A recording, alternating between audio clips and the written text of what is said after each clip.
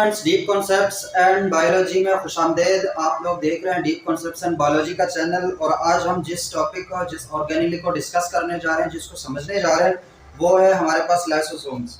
क्या है हमारे पास? है लाइसोसोम्स।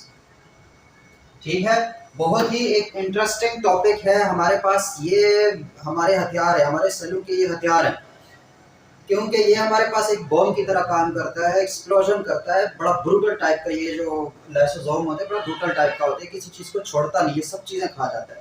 कैसे खाता है, क्या इसके फंक्शन है, वो हम लेक्चर में जैसे जैसे आगे बढ़ते जाएंगे हम इनको समझ लेंगे कि ये काम कैसे करता है। ठीक है, तो सबसे पहले हम देखते हैं कि लाइसो और सोम्स। देखें, ये दो वर्ड्स का मजमुआ है, दो वर्ड्स का कॉम्बिनेशन है। एक है लाइसो, एक है सोम्स। ठीक है, लाइसो का मतलब क्या होता है? लाइसो का मतलब होता है स्प्लिटिंग। क्या होता है? स्प्लिटिंग। स्प्लिटिंग मतलब चीजों को चीरना, फाड़ना, काटना, स्प्लिट कर देना, अलग कर देना, वो है स्प्लिटिंग। और सोमा क्या मतलब होता है? सोम जो है सोमा से तो निकला हुआ है। सोमा क्या है? सोमा मतलब बॉडी, तो somes bodies, splitting bodies, splitting bodies. नाम से पता चल रहा है कि इसका जो भी फंक्शन होगा, जो भी होगा, लेकिन जो नाम से हमें बायो में पता चल रहा है वो यही है कि ये चीजों को काटने वाली मशीन है, ये चीजों को चीर फाड़ने वाली मशीन है। ब्रूटल टाइप की चीज है, जो ऑर्गेनिक है, बड़ा ब्रूटल इसका नेचर है, मतलब ये चीजों को खा जाता है। सल जो है ना, लाइसिस करता है, काटता है, लाइसोसोम्स है, स्प्लिट कर देता है। ये तो नाम से हमें पता चल गया कि ये लाइसोसोम्स होते क्या है। अब जैसा कि हमें पता है कि हमने कोई भी जो ऑर्गेनिली है उसका स्ट्रक्चर देखना है, उसका फिर मैकेनिज्म देखना है और उसके फंक्शन देखने हैं। हमने तीन चीजें करनी होती है। स्ट्रक्चर उसका कैसा है, फंक्शन उसका क्या है, ये चीजें हमारे लिए इंपॉर्टेंट है।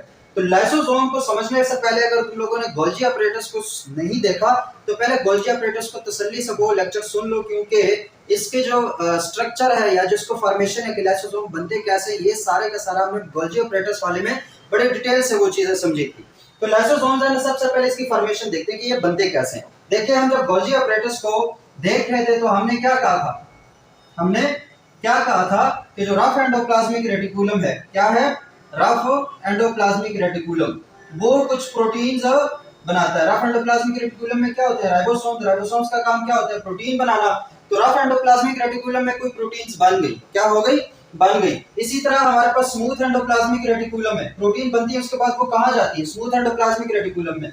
या इसके अलावा स्मूथ एंडोप्लाज्मिक रेटिकुलम को जब हम डिस्कस कर रहे थे तो वहां पे हमने क्या कहा था? वहां पे हमने कहा था कि जो कार्बोहाइड्रेट्स हैं या जो लिपिड्स हैं, कार्बोहाइड्रेट्स और लिपिड्स वगैरह, वो कहां बन रही होती हैं?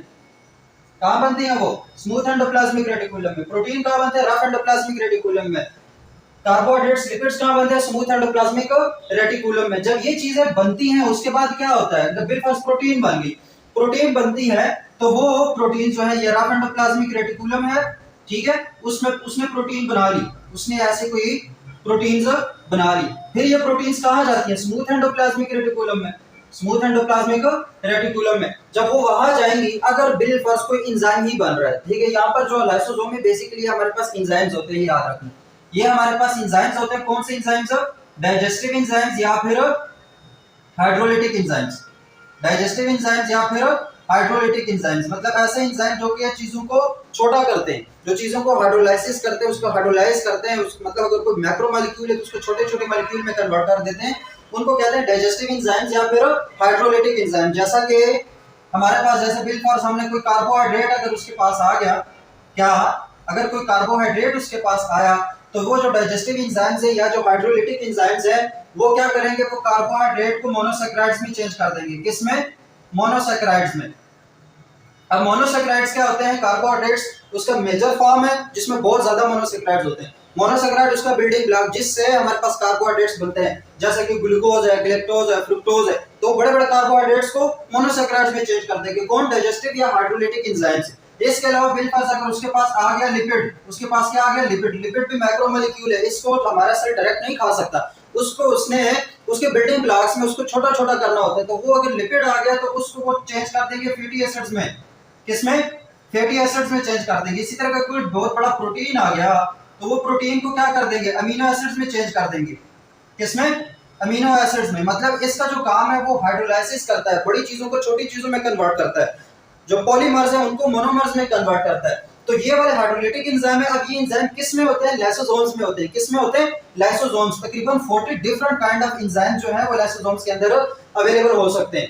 तो वो जो लाइसोसोम्स है उसमें ये वाले एंजाइम होते हैं। इन एंजाइम का काम क्या होता है? मैक्रोमोलेक्यूल्स को माइक्रोमोलेक्यूल्स में कन्वर्ट कर देना, या पॉलीमर्स को मोनोमर्स में कन्वर्ट कर देना, या बड़े मॉलिक्यूल्स को छोटे मॉलिक्यूल्स में कन्वर्ट कर देना। जैसे कि हमारे पास जो घास है वो जब वो मशीन में जाती है तो उसका कुतरा बनता है, तो वो क्या बहुत बड़ी घास और बहुत बड़ा चारा जो होता है वो छोटे छोटे पार्टिकल में कन्वर्ट हो जाता है। तो इसी तरीके से जो लाइसोसोम है, जब सेल में कोई बड़ी चीज आती है तो उसको वो काट काट के छोटी छोटी चीजों में कन्वर्ट कर देते हैं। ये लाइसोसोम का काम क्या है? मतलब लाइसोसोम बेसिकली क्या है? इसके अंदर क्या होते हैं? हमारे पास हाइड्रोलिटिक एंजाइम्स होते हैं। अब अगर हम बात एंजाइम्स की कर रहे हैं तो तीसरे चैप्टर में इसको हम डिटेल से पढ़ेंगे। एंजाइम्स क्या होते हैं? बेसिकली वो प्रोटीन्स होती हैं। वो क्या होती हैं? प्रोटीन्स होती हैं। तो इट मींस कि प्रोटीन्स है तो वो बन कहां रही होंगी? वो राइबोसोम्स उसको बना रहा होगा। राइबोसोम बना रहा है तो इट मींस वो रफ एंडोप्लाज्मिक रेटिकुलम में बन रही। बिलफर्ज वो वाली जो प्रोटीन्स है वो बन गई, अब वो स्मूथ एंडोप्लाज्मिक रेटिकुलम में जाएगी। लाजमी बात है, सारे एंजाइम जो है सारे का सारा प्रोटीन जरूरी नहीं होता। हो सकता है वो एंजाइम फंक्शन करने के लिए उसके पास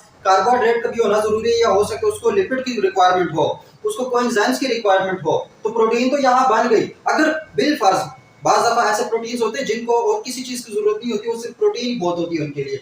लेकिन अगर है तो स्मूथ एंडोप्लाज्मिक रेटिकुलम से वो जो स्पेसिफिक कार्बोहाइड्रेट है या जो लिपिड है वो भी उठा लेगा। अब उसने ये उठाया, प्रोटीन स्मूथ एंडोप्लाज्मिक रेटिकुलम से चली गई, तो जब ये स्मूथ एंडोप्लाज्मिक रेटिकुलम से निकलेगा, कल हमने क्या कहा था? तो इसको हम क्या कहेंगे? Transport vesicle. उसमें क्या होगा कि बिलफर्ज ये हमारे पास प्रोटीन है, ठीक है, और इसी के साथ अलग से हमारे पास कोई रिक्वायर्ड लिपिड है या कार्बोहाइड्रेट है। हो सकता है कि उसमें वो ना भी हो, सिर्फ समझाने की गरज से बता रहा हूं। इस वाले वेसिकल को क्या बोल रहे थे हम? Transport vesicle. इसको क्या बोल रहे थे? Transport vesicle. ये ट्रांसपोर्ट वेसिकल कहां जा रहा था? ये ट्रांसपोर्ट वेसिकल जा रहा था गोल्जी कॉम्प्लेक्स में। कहां जा रहा था? गोल्जी कॉम्प्लेक्स में। जब ये गोल्जी कॉम्प्लेक्स में गया तो वहां पे क्या होना था? इसकी होनी थी मॉडिफिकेशन। इसकी क्या होनी थी? मॉडिफिकेशन। बिल्कुल इसकी क्या मॉडिफिकेशन हुई? ये जो हमारे पास सिस फेस में एंटर हुआ, जो फॉर्मिंग फेस है वहां में एंटर हुआ यहां से, ठीक है, और चलते चलते कौन से फेज में आ गया? ट्रांस फेज में आ गया, जो मैच्योरिंग फेज है वहां पे आ गया। तो वहां पे मॉडिफिकेशन क्या हुई कि अगर वो प्रोटीन है और उसको चाहिए हमारे पास कोई लिपिड या कार्बोहाइड्रेट, मतलब उसको ग्लाइकोप्रोटीन बनना है या उसको लिपोप्रोटीन बनना है या ग्लाइकोलिपिड बनना है, तो जो भी बनना है वो बन के यहाँ पे फिर वेसिकल के फॉर्म में निकलेगा। ऐसी बात की थी जहाँ पे एक प्रॉपर वेसिकल के फॉर्म में निकलेगा। इस वेसिकल को हम क्या कह रहे थे? Golgi vesicles. इसको क्या बोल रहे थे?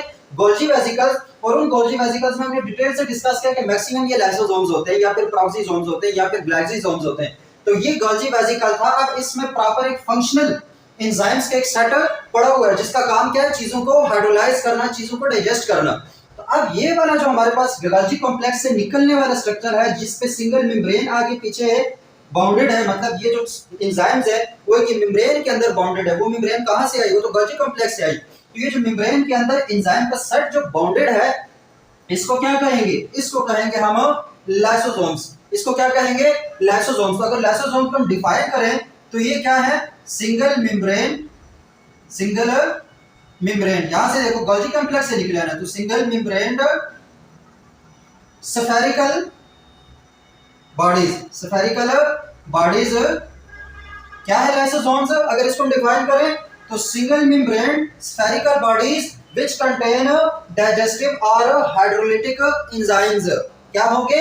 What is lysosome? Lysosome is a single membrane spherical bodies which contain digestive or hydrolytic enzymes. अगर इनको मजीद कहना है तो इसमें more than या तकरीबन 40 हमारे पास enzymes होते हैं, different enzymes होते हैं। अगर वो कार्बोहाइड्रेट्स को मोनोसैकेराइड्स में चेंज करेंगे, कुछ एंजाइम हमारे पास लिपिड्स को फैटी एसिड्स में या छोटे छोटे मॉलिक्यूल्स में चेंज कर देंगे, ऑयल्स वगैरह में। इस तरह प्रोटीन जो है वो उसको अमीनो एसिड्स में चेंज कर देंगे। तो ये हमारे पास क्या है? लाइसोसोम्स। अगर इसकी फॉर्मेशन कोई पूछे तो फॉर्मेशन क्या है? रफ एंडोप्लाज्मिक में बनते हैं, रफ एंडोप्लाज्मिक रेटिकुलम में बनते हैं, फिर स्मूथ एंडोप्लाज्मिक रेटिकुलम के थ्रू जाते कहां पर है? गोल्जी कॉम्प्लेक्स में। गोल्जी कॉम्प्लेक्स में वो होते हैं मॉडिफाइड। वो क्या होते हैं? मॉडिफाई। मॉडिफाई होने के बाद जो हमारे पास ट्रांस फेज से जो वेसिकल निकलेगी उसको बेसिकली कॉमन नाम उसका क्या है? हमारे पास गोल्जी कॉम्प्लेक्स का गोल्जी वेसिकल है। लेकिन जब वो लाइसोसोम के अगर उसके अंदर डाइजेस्टिव एंजाइम्स हैं या उसके अंदर हाइड्रोलिटिक एंजाइम्स हैं उस गोल्जी वेसिकल को हमने क्या कहना है, लाइसोसोम। उसको क्या कहना है, लाइसोसोम। और यहीं से उसको हमने डिफाइन करना है कि लाइसोसोम क्या है। लाइसोसोम हमारे पास स्फेरिकल इन शेप होता है और सिंगल मेम्ब्रेन स्ट्रक्चर है जिसके अंदर डाइजेस्टिव या फिर हाइड्रोलिटिक एंजाइम्स प्रेजेंट हैं। ठीक है, तो ये हमारे पास क्या बना, फॉर्मेशन ऑफ लाइसोसोम हो गई, लाइसोसोम बन गया। याद रखना यहाँ पे एक और छोटा सा कॉन्सेप्ट, जब ये लाइसोसोम बिकॉज़ ये लाइसोसोम बन गया हमारे पास, अब ये न्यूली फॉर्म्ड लाइसोसोम है। न्यूली फॉर्म्ड लाइसोसोम मतलब इसने अभी तक अपना फंक्शन नहीं किया। फंक्शन इसका क्या है, चीजों को कन्वर्ट करना, चीजों को खा जाना, डाइजेशन करना, तो वो फंक्शन इसने अभी परफॉर्म नहीं किया। अभी सिर्फ ये जो लाइसोसोम है वो बन चुका है लेकिन उसने फंक्शन अभी परफॉर्म नहीं किया। ऐसे लाइसोसोम को हम कहेंगे प्राइमरी लाइसोसोम। इसको क्या कहेंगे, प्राइमरी लाइसोसोम। प्राइमरी लाइसोसोम कौन से लाइसोसोम्स होते हैं, ऐसे लाइसोसोम्स जो गोल्जी कॉम्प्लेक्स से निकले तो हैं, बन तो चुके हैं लेकिन उन्होंने अभी फंक्शन परफॉर्म नहीं किया, उन्होंने अभी कोई अपना फंक्शन नहीं किया। ऐसे लाइसोसोम्स को क्या बोलेंगे हम, प्राइमरी लाइसोसोम्स। क्या बोलेंगे हम इसको, प्राइमरी लाइसोसोम्स। ये तो हो गया हमारे पास लाइसोसोम और उसकी फॉर्मेशन कैसे होती है। ठीक है, उसका स्ट्रक्चर भी हमें पता चल गया कि किस टाइप का इसका स्ट्रक्चर है। सिंगल मेम्ब्रेन होते हैं, ये याद रखना। गोल्जी कॉम्प्लेक्स से जो भी चीज निकलेगी वो सिंगल मेम्ब्रेन होगी, चाहे वो फिर हम बात करें ग्लाइसोसोम्स की, हम बात करें पेरोक्सिसोम्स की, हम बात करें लाइसोसोम्स की, या कोई भी जो बॉडी जो के गोल्जी कॉम्प्लेक्स से निकल रही हो वो हमारे पास क्या होगी, सिंगल मेम्ब्रेन। तो ये सिंगल मेम्ब्रेन स्फेरिकल बॉडीज है जिसमें ये वाली एंजाइम है। यहाँ तक तो होप्स आपको समझ आ गई होगी।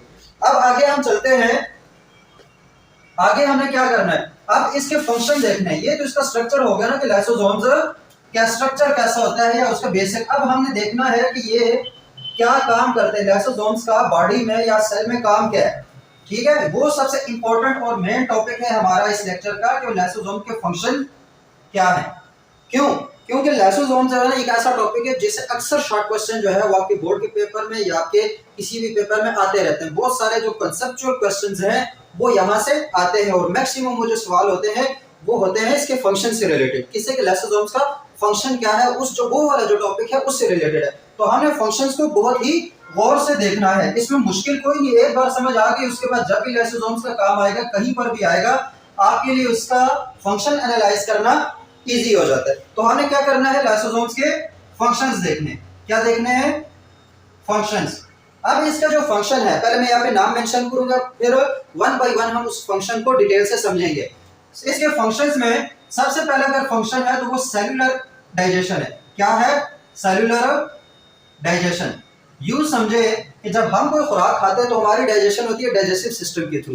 किसके थ्रू होती है, डाइजेस्टिव सिस्टम के थ्रू। अगर हम सेलुलर लेवल पे जाएं, एक सेल की बात करें, तो सेल में जो फूड आता है वो फूड कौन डाइजेस्ट करता है, हमारे पास लाइसोसोम डाइजेस्ट करते हैं। तो एक फंक्शन क्या हुआ, सेलुलर डाइजेशन। उसके बाद एक और इसका फंक्शन है और वो फंक्शन क्या है हमारे पास, ऑटोफैगी। क्या है, ऑटोफैगी। टेंशन नहीं लेनी, हमने वन बाय वन इस सारे फंक्शन को आराम से समझना है। उसके बाद ऑटोफैगी है, एक और फंक्शन है इसका ऑटोलाइसिस। क्या है, ऑटोलाइसिस। ये तीन इसके मेन फंक्शन है। लाइसोसोम्स के जो मेन फंक्शन है वो क्या है, सेलुलर डाइजेशन, ऑटोफैगी और ऑटोलाइसिस। अगर क्वेश्चन आता है कि what are the major functions of lysosomes, तो एटलीस्ट आपने ये तीनों जो फंक्शन है ये जरूर लिखने हैं। ये क्या करना है, ये जरूर लिखने हैं क्योंकि इसके मेन फंक्शन है। अब फंक्शन को समझने से पहले हमें कुछ कॉन्सेप्ट्स हैं जिनको क्लियर करना है। उसको मैं नाम दे देता हूँ फंक्शन मैकेनिज्म। कि इसका फंक्शन का मैकेनिज्म क्या, ये काम करता कैसे, फंक्शन मैकेनिज्म। इसको हमने समझना है। इस जब ये समझ आ गई तो हमारे पास फिर फंक्शन को समझना मुश्किल नहीं है। देखो फंक्शन मैकेनिज्म में मैं क्या करता हूँ, हमारे पास एक सेल है, ये एक सेल है, ठीक है, पूरा मैं नहीं ड्रा कर रहा, ये एक सेल है जिसके अंदर एक सेल है और ये बाहर का आउटर है। ये इनसाइड द सेल है जो साइटोप्लाज्म है और ये आउटसाइड द सेल है। ठीक हो गया, ये आउटसाइड है और ये इनसाइड है।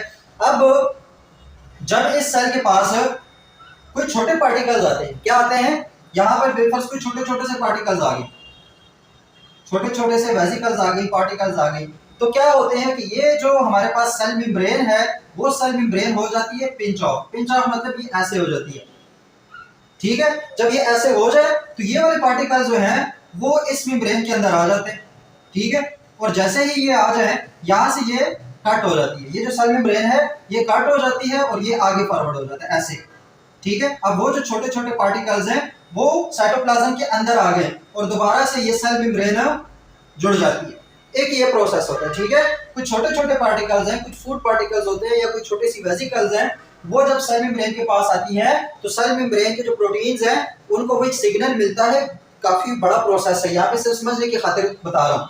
वो जो हमारे पास आती है ना फूड पार्टिकल्स या कोई भी छोटे से पार्टिकल्स, तो जो सेल मेम्ब्रेन है वो अंदर की तरफ पिंच ऑफ हो जाती है, ठीक है। पिंच ऑफ होने के बाद क्या है, वो पार्टिकल्स वहां पे आ जाते हैं और जब आते हैं जो सेल मेम्ब्रेन है वो आपस में जुड़ जाती है और वो जो जितना भी पार्टिकल होते हैं वो हमारे पास एक मेम्ब्रेन के अंदर आ जाते हैं और वो साइटोप्लाज्म के अंदर आ जाते हैं। इस प्रोसेस को क्या बोलते हैं, इस प्रोसेस को बोलते हैं एंडोसाइटोसिस। इसको क्या बोलते हैं, एंडोसाइटोसिस।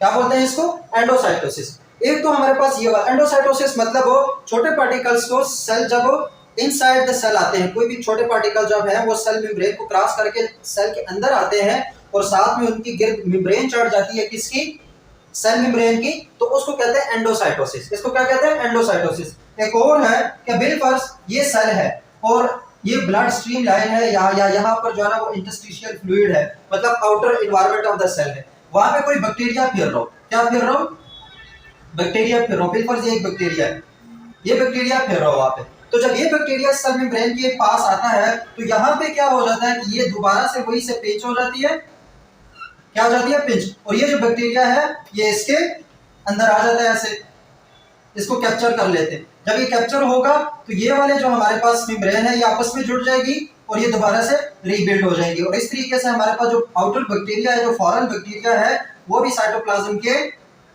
अंदर आ जाता है ऐसे, ठीक है, वो जो साइटोप्लाज्म के अंदर आ जाता है। इस वाले प्रोसेस को जिसमें कंप्लीट सेल या फिर एक कंप्लीट फॉरेन पार्टिकल, ये कंप्लीट बैक्टीरिया, ये कंप्लीट वायरस जो है वो सेल मेम्ब्रेन के अंदर आता है, ये जो साइटोप्लाज्म के अंदर आता है, उस प्रोसेस को बोलते हैं फैगोसाइटोसिस। इसको क्या बोलते हैं, फैगोसाइटोसिस। सही है, दोनों में डिफरेंस पता चल गया। एंडोसाइटोसिस में जो छोटे पार्टिकल्स होते हैं वो हमारे पास सेल को क्रॉस करते हैं, साइटोप्लाज्म के अंदर आते हैं। फैगोसाइटोसिस में बड़े पार्टिकल जो साइज में थोड़े से बड़े होंगे, जैसे कि पूरा एक सेल है, एक पूरा बैक्टीरिया है, उसको इनगल्फ कर देते हैं, उसको कहते हैं फैगोसाइटोसिस। उनको क्या कहते हैं, फैगोसाइटोसिस। तो जब ये दोनों चीजें इंटर होंगी, अब देखो ये पार्टिकल्स इंटर हो गए, इनके गिर्द मेम्ब्रेन चढ़ गई, इस वाले स्ट्रक्चर को हम कहेंगे एंडोसोम। इसको क्या कहेंगे, एंडोसोम। अब ये बुक में सिर्फ नाम ही मेंशन है कि एंडोसोम, एंडोसाइटोसिस, फैगोसाइटोसिस ये वगैरह वगैरह समझाया बिल्कुल नहीं गया कि ये होते क्या है, तो उस चीज को समझा। इसको क्या कहते हैं, एंडोसोम्स। इसी तरीके से जो पूरा बैक्टीरिया या पूरा एक फॉरेन बड़ा पार्टिकल अंदर आया साइटोप्लाज्म के through the process of phagocytosis, इसको कहेंगे फैगोसोम। इसको क्या कहेंगे, फैगोसोम। तो फैगोसोम क्या होंगे, जब पार्टिकल साइटोप्लाज्म में आते हैं तब वो एंडोसोम या फिर फैगोसोम कहलाते हैं। ये तो समझ आ गई। अब इन दोनों में एक छोटा सा फर्क देख लो। एंडोसोम जो होते हैं ना, इसको खाने के बाद हमारा यही जो लाइसोसोम्स होते हैं उसकी इससे हमें कोई एनर्जी मिले या इसमें जो काम की चीजें वो हम अपने पास रख लें। फैगोसोम कब बनता है, जब हमारे सेल का इरादा हो कि बाहर जो चीज फिर रही हो इसको मारना है, इसको किल करना है, तब वो फैगोसाइटोसिस होती है। पूरे का पूरा सेल ही अंदर ले जाते हैं और उसके बाद उसको मार देते हैं। यहाँ पर क्या होगा कि वो जो फूड पार्टिकल्स है, बिल्फर्स है, वो अंदर है, एंडोसोम बना, एंडोसोम के बाद उन पे लाइसोसोम ने एक्ट किया और साथ ही उसको खा लिया। तो ये हो गया हमारे पास एंडोसोम और फैगोसोम। एक और जो डिफरेंस है अगर वो मैं बता दूं, वो बुक में कहीं पे नहीं लिखा, जो फैगोसोम और एंडोसोम में डिफरेंस है वो क्या है, याद रखना। जो एंडोसोम है, हमने कहा था ना कि जो गोल्जी अपरेटस है वो गोल्जी वेसिकल्स बनाते हैं जिसके अंदर पार्टिकल्स होते हैं, कोई काम के हो सकते हैं, कोई प्रोटीन हो सकते हैं, कोई कार्बोहाइड्रेट हो सकते हैं, कोई फूड हो। तो वो जो हमारे पास फूड वेसिकल के फॉर्म में जाता है, हम कहते हैं कि उसको हम एक्सक्रीट कर देते हैं, उसको सेल से बाहर भेजते हैं। तो सेल से बाहर कहाँ भेजना है, लाजमी बात है किसी और सेल के पास भेजना है। जब वो किसी और सेल के पास आएंगे, बिलफर्ज किसी और सेल है हमारे पास, वो गोल्जी वेसिकल जो है वो भेज दी, वो आती आती यहाँ पे आ गई। आने के बाद इस सेल ने उसको इंगल्फ कर दिया। तो अब इसके अंदर क्या है, काम के पार्टिकल्स है, लेकिन उसके गिर्द मेम्ब्रेन चढ़ जाती है। तो वो मेम्ब्रेन डाइजेस्ट करने के लिए, वो पार्टिकल्स निकालने के लिए क्या होगा, वो हमारे पास सेल के अंदर आएगा और उसको खत्म किया जाएगा। ये जो मेम्ब्रेन है इसको डिग्रेड किया जाएगा और ये जो पार्टिकल्स हैं ये रिलीज होते हैं और उसमें से जो काम वाली चीजें वो सेल रख लेता है। तो वो तब बनता है एंडोसोम। तब क्या बनता है, एंडोसोम। और फैगोसोम क्या होता है, जब कोई फॉरेन पार्टिकल आते हैं, जैसे हमारे बॉडी के अंदर कोई जरासीम आ गया, कोई हमारे पास बैक्टीरिया आ गया या हमारे पास कोई वायरस आ गया। अब वो बैक्टीरिया क्या करेगा, वो लाजमी बात है हमारी बॉडी को करेगा इफेक्ट, हमारे बॉडी को करेगा वो बीमार करेगा हमें। तो उसके लिए हमारे बॉडी के पास क्या मैकेनिज्म है कि ये जो बाहर फिर रहा है ना बैक्टीरिया, इसको अंदर ले लो, अंदर इसके साथ फिर हमने देखना है कि क्या करना है। तो वो पूरे का पूरा बैक्टीरिया फैगोसाइटोसिस के जरिए सेल के अंदर आ जाता है, और सेल के अंदर आने के बाद उस पर हम लाइसोसोम छोड़ते हैं। लाइसोसोम के इफेक्ट करने से क्या होता है कि उसमें डाइजेस्टिव या हाइड्रोलाइटिक एंजाइम होते हैं, तो उस बैक्टीरिया को, उस वायरस को, उसको मुकम्मल तौर पर किल कर देते हैं। तो इम्यूनिटी में इसका बहुत बड़ा रोल है। ठीक है, ये समझ आ गया हमारे पास कि फंक्शन मैकेनिज्म क्या होता है। अब इसके बाद जब ये एंडोसोम फैगोसोम बन गए, तो इस एंडोसोम फैगोसोम के पास जो हमारे पास प्राइमरी लाइसोसोम्स है वो आके जुड़ेंगे। वो क्या करेंगे, जुड़ेंगे। जब वो जुड़ेंगे वो प्राइमरी लाइसोसोम अब क्या कहलाएंगे, सेकेंडरी लाइसोसोम्स। अब क्या कहलाएंगे, सेकेंडरी लाइसोसोम्स। क्यों सेकेंडरी लाइसोसोम उसको हम कहेंगे, उसको हम इसी वजह से सेकेंडरी लाइसोसोम कहेंगे क्योंकि प्राइमरी लाइसोसोम अपना फंक्शन परफॉर्म नहीं कर रहे थे, लेकिन अब उनको टास्क मिल चुका है। अब उन्होंने एंडोसोम को खत्म करना है या उन्होंने फैगोसोम को खत्म करना है, तो इस लिहाज से अब उनको हम क्या कहेंगे, सेकेंडरी लाइसोसोम्स। उनको क्या कहेंगे हम, सेकेंडरी लाइसोसोम्स। ये हो गया दो फंक्शन इसके, मतलब एक तो ये हो गया एंडोसाइटोसिस का, दूसरा हमारे पास क्या हो गया, फैगोसाइटोसिस। क्या हो गया, फैगोसाइटोसिस। ठीक है, एक तीसरा फंक्शन भी है। तीसरा फंक्शन क्या है कि बाज़ दफा हमारे पास सेल के अंदर ही कुछ ऑर्गेनेलिज ऐसी होती है जिनकी अब जरूरत नहीं रही होती, जिनकी जरूरत नहीं रही होती, बिलफर्ज एक्स्ट्रा जो माइटोकॉन्ड्रिया वगैरह हैं उनकी जरूरत नहीं है, अब सेल को एक्स्ट्रा हो गए, तो उन माइटोकॉन्ड्रिया को भी तो खत्म करना है। तो वो माइटोकॉन्ड्रिया जो है खत्म कैसे होंगे, उन्हीं माइटोकॉन्ड्रिया के ऊपर सेल खुद ही क्या कर देगा, साइटो पे जो लाइसोसोम्स है वो छोड़ देगा। जब वो लाइसोसोम उसके पास आएंगे तो वो माइटोकॉन्ड्रिया को खत्म कर देंगे, किल कर देंगे, उसको काट काट के छोटे छोटे टुकड़ों में कन्वर्ट कर देंगे, उसको खत्म कर देंगे। तो इस वाले प्रोसेस को कहते हैं ऑटोफैगी। इसको क्या कहते हैं, ऑटोफैगी या फिर ऑटोफैगोसाइटोसिस। इसको क्या कहते हैं, ऑटोफैगोसाइटोसिस।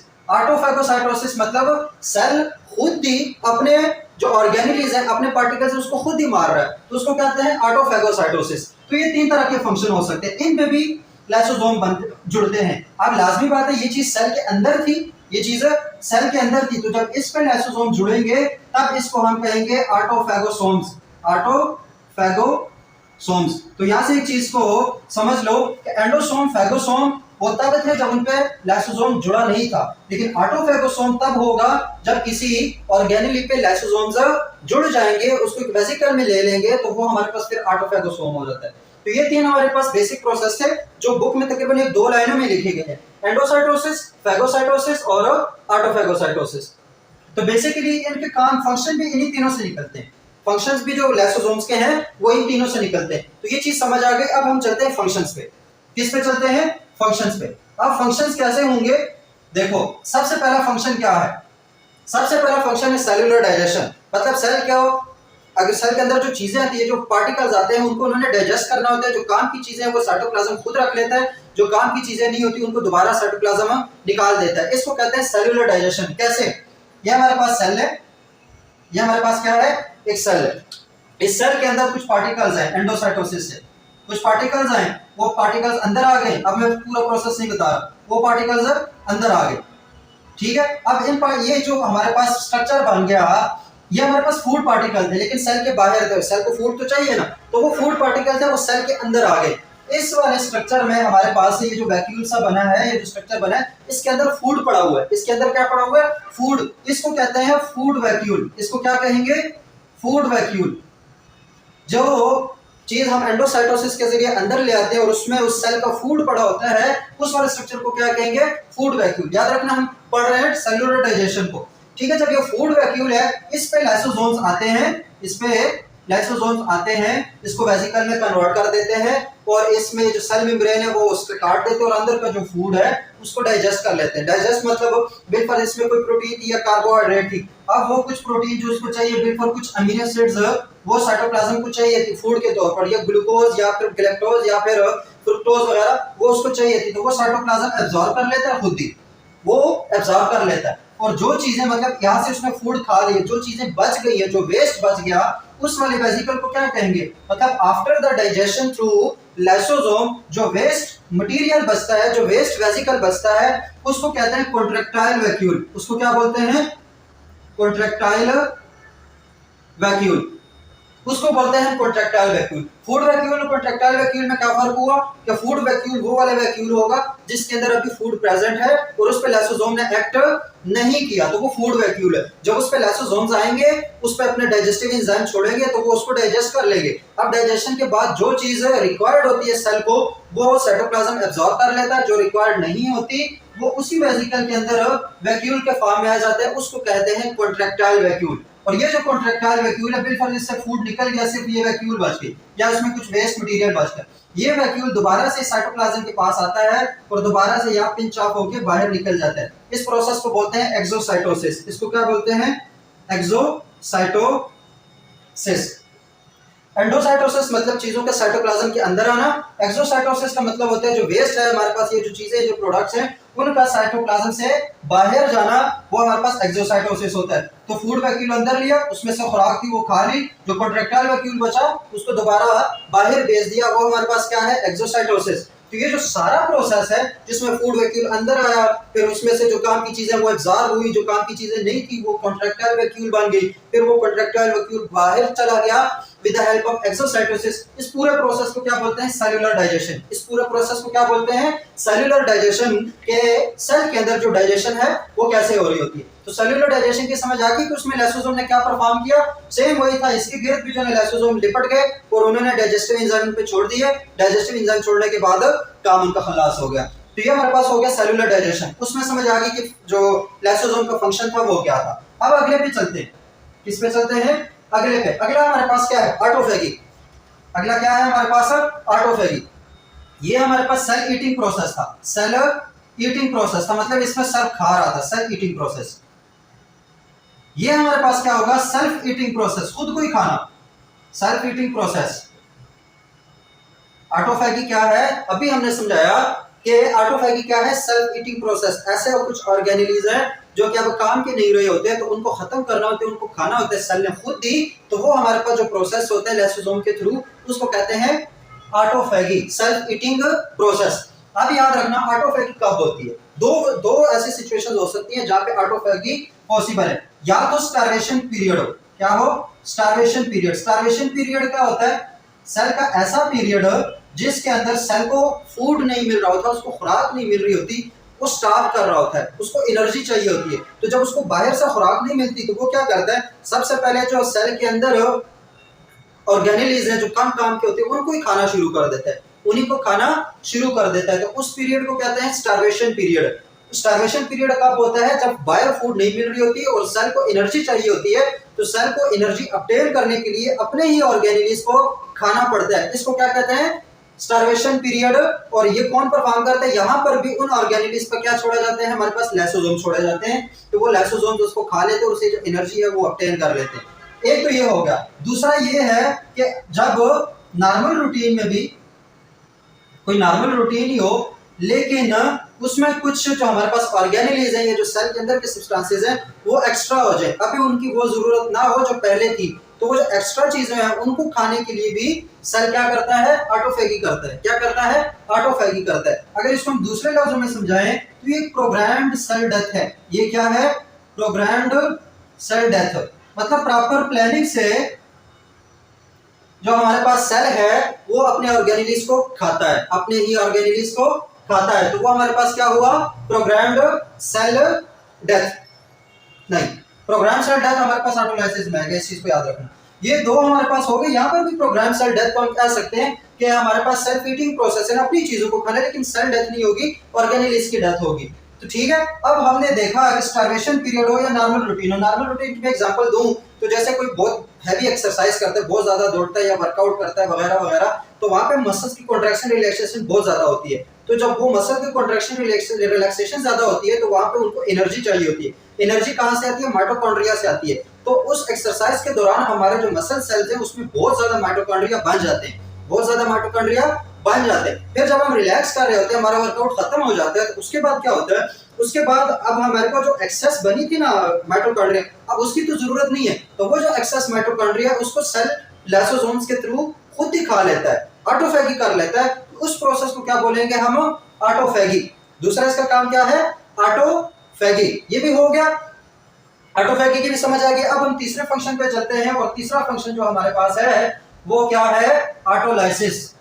ऑटोलाइसिस, जो ऑटोलाइसिस है वो प्रोग्राम्ड सेल डेथ है। वो क्या है, प्रोग्राम्ड सेल डेथ है। इसको भी प्रोग्राम सेल डेथ कह सकते हैं, कोई मसला नहीं, लेकिन प्रॉपरली ये प्रोग्राम्ड सेल डेथ है कि इसमें प्रॉपर प्लानिंग के थ्रू पूरा सेल जो है वो लाइसोसोम्स के थ्रू खा लिया जाता है। कैसे, ज्यादातर जो डेवलपमेंटल स्टेजेस होती हैं जहां पे एक एम्ब्रियो जो है वो प्रॉपर फीटस में कन्वर्ट हो रहा होता है, वो उस डेवलपमेंटल स्टेजेस उसको बोलते हैं। उसको क्या बोलते हैं, डेवलपमेंटल स्टेजेस। तो उसमें कुछ ऐसे सेल्स होते हैं, कुछ ऐसे ऑर्गेनेलिज होती हैं जो उस वक्त तो रिक्वायर होती है लेकिन बाद में वो रिक्वायर नहीं होती। तो वो पूरे के पूरे सेल्स को जो है ना खत्म कर देना, वो क्या होता है हमारे पास, ऑटोलाइसिस होती है। वो क्या होती है हमारे पास, ऑटोलाइसिस। बिल फर्ज टैडपूल हमने देखा हुआ है, मेंढक, फ्रॉग, तो जब वो लार्वा से निकलता है तो उसकी दुम होती है, टैडपूल की क्या होती है, एक दुम होती है। फिर जब जैसे जैसे वो बड़ा होता जाता है, जब वो मेच्योर फॉर्म में आ जाता है, जो फ्रॉग है, जो मेंढक है, उसकी तो दुम नहीं होती, लेकिन जब वो डेवलपमेंटल स्टेजेस में होता है तो उस टैडपूल की एक टेल होती है। तो वो टेल कैसे खत्म होती है, वो टेल खत्म होती है ऑटोलाइसिस के थ्रू। किसके थ्रू, ऑटोलाइसिस के थ्रू खत्म होती है। कि उसमें क्या होता है कि ये जो हमारे पास बिल्कुल टेल के सेल्स हैं, इसके अंदर जो लाइसोसोम्स हैं, जितने भी जो लाइसोसोम्स हैं वो अंदर खुद ही बस्ट आउट कर जाते हैं, मतलब खुद ही उनमें एक्सप्लोजन होती है। वो अपने जो लाइसोसोम्स हैं वो पूरे साइटोप्लाज्म में, जो अपने डाइजेस्टिव एंजाइम्स हैं वो पूरे साइटोप्लाज्म में फैला देते हैं। तो वो डाइजेस्टिव एंजाइम का काम ही तो यही होता है कि वो चीजों को खाना। तो साइटोप्लाज्म में क्या है, प्रोटीन्स भी होती हैं, कार्बोहाइड्रेट्स भी होती हैं, लिपिड्स वगैरह भी होती हैं, ये सारी चीजें होती हैं। तो वो पूरे सेल को जो है ना, वो जो एंजाइम्स हैं वो उसको बस्ट कर देते हैं, उसको खा लेते हैं, उसको डाइजेस्ट कर लेते हैं। तो डाइजेशन के बाद क्या होगा कि ये जो सेल्स है वो डाइब्रेस में कन्वर्ट हो जाता है, छोटे छोटे टुकड़ों में ऐसे बढ़ जाएगा। और ये जो छोटे से टुकड़े, वो जो साथ वाले सेल हैं, वो उसको फेगोसाइटोसिस के थ्रू कुछ कुछ सेल ले लेते हैं, कुछ सेल हमारे पास इनको ले लेंगे और पूरा सेल जो है वो खत्म हो जाएगा। यही प्रोसेस होता है प्रोग्राम सेल डेथ, जिसमें आहिस्ता आहिस्ता वक्त गुजरने के साथ साथ जो टैडपोल की दुम है वो हमारे पास खत्म होती जाती है ऑटोलाइसिस के थ्रू, और एक पूरा फ्रॉग बन जाता है मेच्योर फॉर्म में। तो वो कौन से ऑर्गेनेलिज ये काम परफॉर्म कर रहे होते हैं, जो मेटामॉर्फोसिस के थ्रू हो रही होती है, वो ऑर्गेनेलिज हमारे पास होती है लाइसोसोम्स। इसी तरीके से डेवलपमेंटल स्टेजेस में अगर हम अपनी ही बात करते हैं तो हमारी ये जो उंगलियां हैं, इसमें ये स्पेसेस, जब एम्ब्रियो बन रहा होता है तो उसमें ये स्पेसेस नहीं होती, मतलब ये उंगलियां अलग अलग नहीं होती, बिल्कुल बतख की तरह आपस में चिपटी होती है। यहाँ पे भी गोश्त होता है, यहाँ पे भी गोश्त होता है, यहाँ पे भी गोश्त होता है। लेकिन वो जब थर्ड ट्राइमेस्टर में जाते हैं तो वहां पे क्या होगा कि ऑटोलाइसिस के थ्रू जो लाइसोसोम्स है वो इनके बीच का जो गोश्त है वो खा लेते हैं। वो खाने के बाद वो भी क्या है हमारे पास, और ये उंगलियां अलग हो जाती हैं। तो वो भी किसके थ्रू हो रहा होता है, वो भी लाइसोसोम्स के थ्रू हो रहा होता है। तो लाइसोसोम्स के कितने फंक्शन हुए, 3। सेलुलर डाइजेशन करता है जिसमें फूड वैक्यूल, कॉन्ट्रैक्टाइल वैक्यूल का सिस्टम है। उसके बाद ऑटोफैगी करता है जिसमें अनरिक्वायर्ड या फिर सेल स्टार्वेशन पीरियड के दौरान जो ऑर्गेनेलिज सेल खुद ही खाता है उसको कहते हैं ऑटोफैगी। उसको क्या कहते हैं, ऑटोफैगी, जिसके एग्जांपल में माइटोकॉन्ड्रिया हम ले सकते हैं। उसके बाद तीसरा जो प्रोसेस है वो ऑटोलाइसिस है, प्रोग्राम सेल डेथ है, जिसमें वक्त के साथ साथ अपने सेल जो है वो लाइसोसोम्स के थ्रू खा लिए जाते हैं, वो हमारे पास ऑटोलाइसिस है। और इस ऑटोलाइसिस के जरिए, इस ऑटोलाइसिस की वजह से लाइसोसोम का एक और नाम भी है और वो है सुसाइडल बैग्स। वो क्या है, सुसाइडल बैग्स, खुदकश, खुद ही को उड़ा देते हैं और साथ पूरे पूरे सेल को भी उड़ा देते हैं, सुसाइडल बैग्स हैं। तो क्वेश्चन ये भी आता है, why lysosomes are called suicidal bags. तो सुसाइडल बैग्स के हवाले से जब हमने देखना है तो फिर हमने एग्जांपल देनी है ऑटोलाइसिस की, कि due to autolysis lysosomes are also called suicidal bags. फिर उसके एग्जांपल में हमने टैडपोल वाला एग्जांपल हम दे सकते हैं। हम ये जो फुट वाला, जो हमारे पास ये उंगलियों वाला एग्जांपल है डेवलपमेंटल स्टेज में इंसानों में, वो भी हम दे सकते हैं कि उसमें जो लाइसोसोम्स हैं वो खुद ही बस्ट आउट कर जाते हैं और पूरे साइटोप्लाज्म को खा जाते हैं और पूरा सेल खत्म हो जाता है। वो जो कचरा बचता है उसको फिर दूसरे सेल ले लेते हैं, उसको फिर वो उसी फैगोसाइटोसिस के थ्रू उसके लाइसोसोम्स को खाते हैं और इस तरीके से सेल पूरे का पूरा गायब हो जाता है। तो सुसाइडल बैग इसको क्यों कहते हैं, ऑटोलाइसिस की वजह से। ये भी बात हो गई। उसके बाद अब इसके अलग क्वेश्चन क्या बनते हैं, एक तो क्वेश्चन यही बनता है कि what are the function of lysosomes.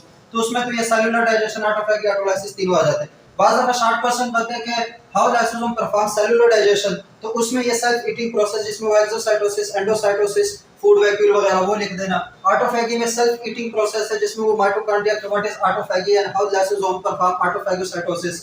उसके बाद ऑटोलाइसिस है, प्रोग्राम सेल डेथ है, तो उसमें क्या होता है, ये अलग अलग से क्वेश्चन भी आ सकते हैं। ये तो हो गया लाइसोसोम। फिर फॉर्मेशन ऑफ लाइसोसोम कैसे होती है, वही रफ एंडोप्लाज्मिक रेटिकुलम से स्मूथ एंडोप्लाज्मिक रेटिकुलम से गोल्गी अपैरेटस, फिर गोल्गी वेसिकल्स, फिर वो प्राइमरी, फिर सेकेंडरी लाइसोसोम, ये सारा उसके फॉर्मेशन में आ जाता है। तो यहाँ तक तो था हमारे पास लाइसोसोम।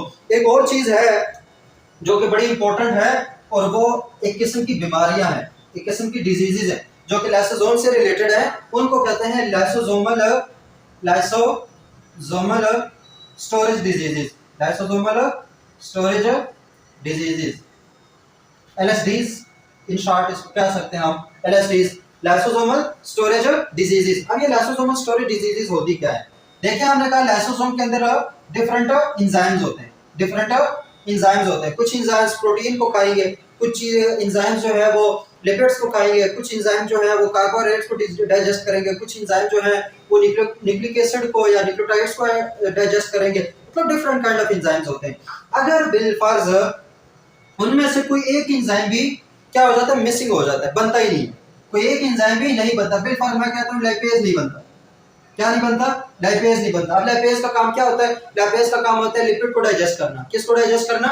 लिपिड को डाइजेस्ट करना। तो अगर एक इंसान के लाइसोसोम्स के अंदर अब वो लाइपेज एंजाइम बन ही नहीं रहा, तो इसका मतलब क्या होगा कि ये जो लाइसोसोम है ये लिपिड को डाइजेस्ट ही नहीं कर पाएगा, लिपिड को डाइजेस्ट ही नहीं कर पाएगा।